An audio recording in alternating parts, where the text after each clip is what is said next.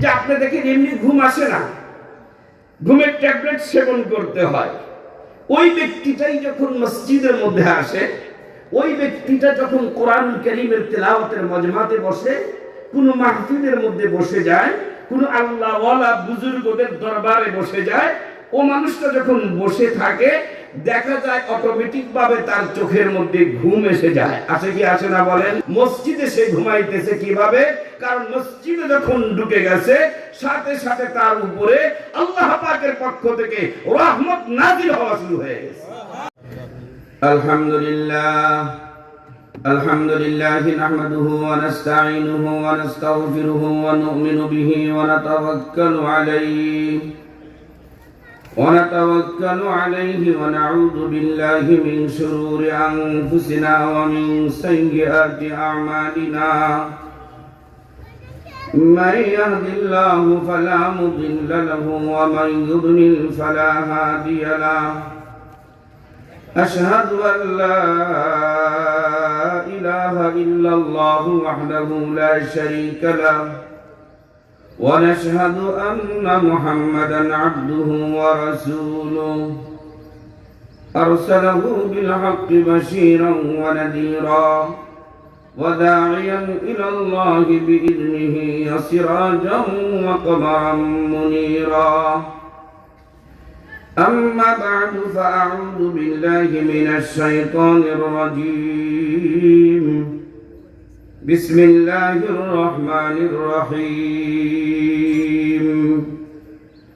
إنما يخشى الله من عباده العلماء وقال رسول الله صلى الله تعالى عليه وسلم إن العلماء ورثة الأنبياء أو كما قال عليه الصلاة والسلام اللهم صل على محمد وعلى آل محمد كما صليت على إبراهيم وعلى آل إبراهيم إنك حميد مجيد. توزن اللهم بارك على محمد وعلى آل محمد كما باركت على إبراهيم وعلى آل إبراهيم إنك حميد مجيد. صدق الله. آمنت بالله. সম্মানিত হাজিরিন, আমি ভূমিকা বাড়াইতে চাই না, শুধুমাত্র আপনাদের খেদমতে আমি একটু আরজ নিবেদন করতে চাই। যেহেতু আজকে মাদ্রাসার একটা মাহফিল, মসজিদ মাদ্রাসা এটা আমাদের, বার্ষিক একটি প্রোগ্রাম এটাও আমাদের। এখানে দেশ বরণ্য মুহাদ্দিস উলামা ইকরাম বুজুর্গানে দ্বীনরা তাশরীফ আনতেছেন। আমাদের জন্য অতীব জরুরি তাদের তাজিম তাকরীম করা, তাদের ইজ্জত সম্মান করা আমাদের জন্য জরুরি। আর যে সমস্ত বুজুর্গানে দ্বীন ওয়ারিসে নবীর আসতেছেন, এক একজন আশা করি আল্লাহ তাআলা যদি ওনাদেরকে তৌফিক দেন, আল্লাহ পাক যদি কবুল করেন, এক এক জাতি এক এক কওমের জন্য নাজাতের উসিলা ওনারা হয়ে যাবেন ইনশাআল্লাহ। এই জন্য ওয়ারিসে নবীরা আসতেছেন, উলামায়ে কেরামরা আসতেছেন। আমরা কেহ সময়টা নষ্ট না করে বাবারা যারা রাস্তাঘাটে দোকানপাড়ে আসি, আমি সবিনা একটু অনুরোধ করতেছি, বাবা আমরা সবাই একটু মেহেরবানি করে প্যান্ডেলের ভিতরে চলে আসি। হ্যাঁ, মাইকের আওয়াজ শুনলে ফজিলত নাই তেমনটা না, কিন্তু আসলে ফজিলত আল্লাহ রাসূল সাল্লাল্লাহু আলাইহি ওয়াসাল্লাম যেভাবে বলেছেন সেটা এটা প্যান্ডেলের মধ্যেই সীমাবদ্ধতা আছে।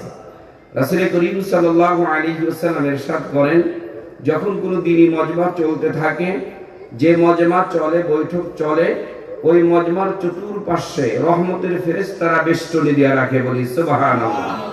এবং এই বৈঠকের মধ্যে, মজমার মধ্যে আল্লাহ তাআলা রহমত, বরকত, সকিনা অবতীর্ণ হইতে থাকে, বলি সুবহানাল্লাহ।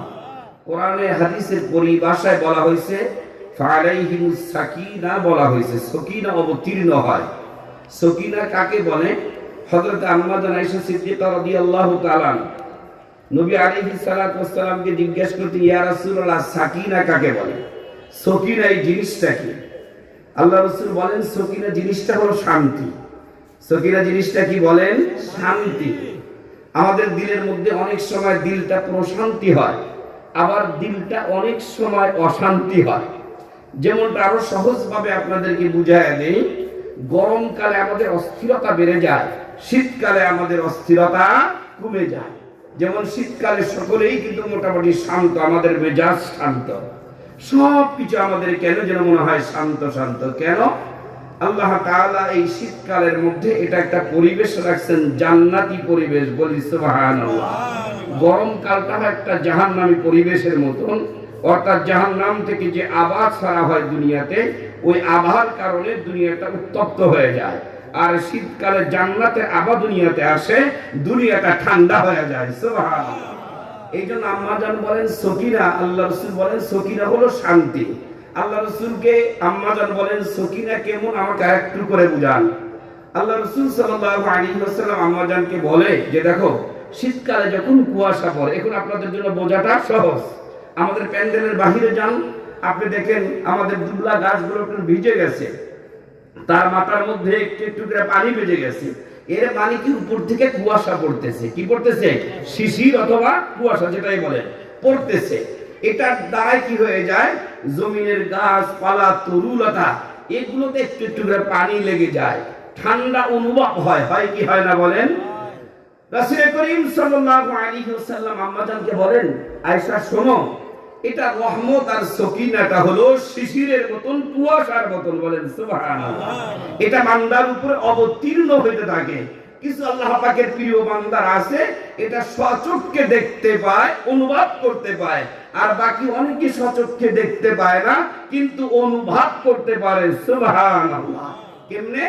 যে আপনি দেখেন এমনি ঘুম আসে না, ঘুমের ট্যাবলেট সেবন করতে হয়।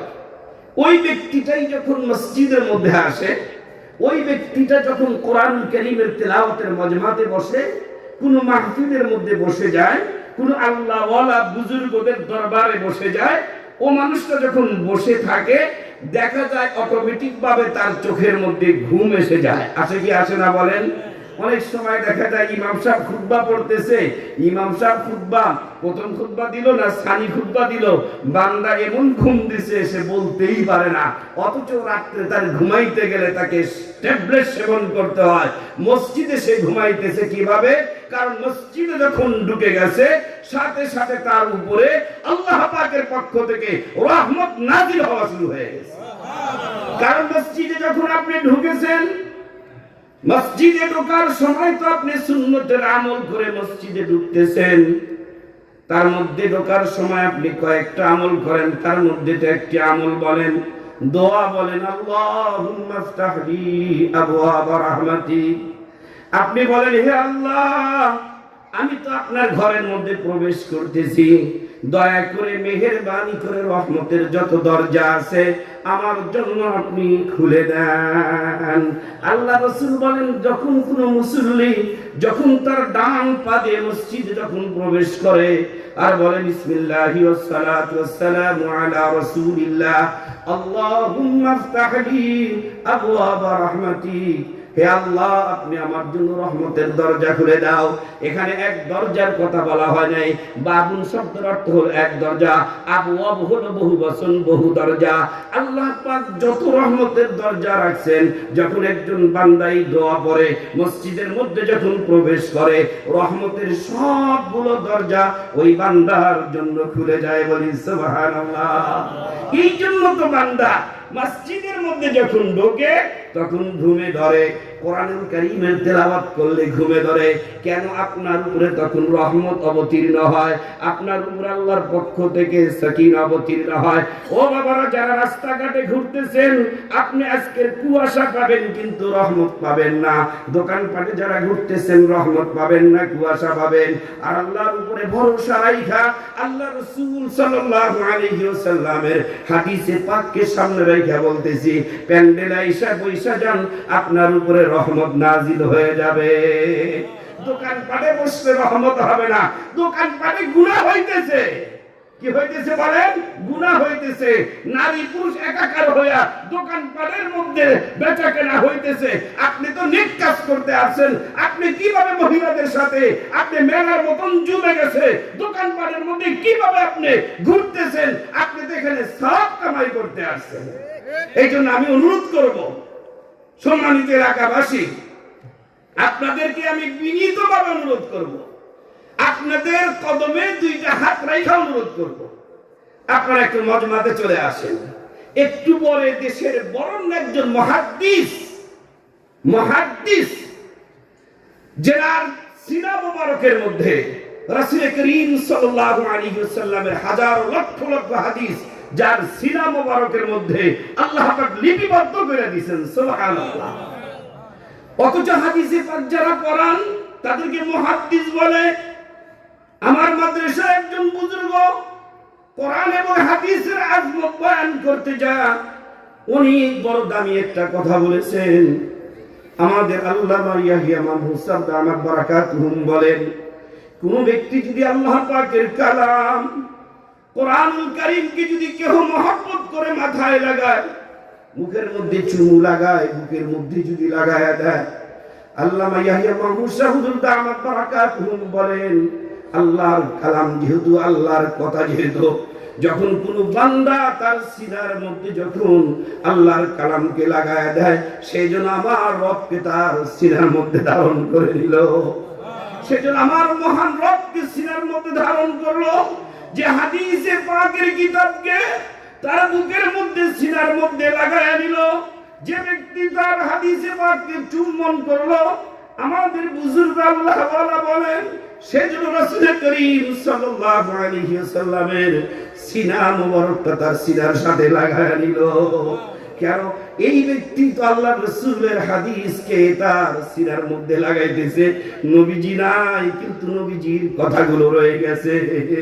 এই যে অনেক বড় মুহাদ্দিস আসতেছেন, এটা আমাদের দেশ জাতি, আমাদের বাংলাদেশের জন্য বহুত বড় গর্বের বিষয়।